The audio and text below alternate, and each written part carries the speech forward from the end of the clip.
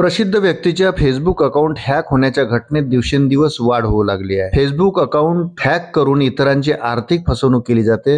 Account hack होण्याच्या घटना वाढल्याने प्रसिद्ध व्यक्तींना नाहक त्रास सहन करावा लागतो, तर काहीचं आर्थिक नुकसान देखील होतं। असाच प्रकार नागपुरातील प्रसिद्ध शेफ सोबत घडला आहे। प्रसिद्ध शेफ विष्णू मनोहर यांचं फेसबुक अकाउंट हॅक झाल्याचं समोर आलं आहे।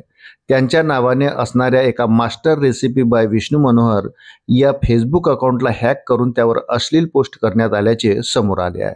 वृत्त सविस्तर जाणून घेण्याकरता चॅनलला सबस्क्राईब जरूर करा। फेसबुक अकाउंट हॅक झाल्याचे समजताच विष्णू मनोहर यांनी या सगळ्या संदर्भात सायबर पोलिसांना तक्रार केली। मात्र 10 ते 12 दिवस लोटूनही अद्यापही अकाउंट रिकव्हर करण्यात न आल्यामुळे त्या पोस्ट कायम सुरू आहेत। या पोस्टचा विष्णू मनोहर यांना मानसिक त्रास सहन करावा लागत आहे। या संदर्भात नागपूर, बंगळुरू, मुंबई, पुणे आणि अमेरिकेतही या संदर्भात तक्रारी केली आहे।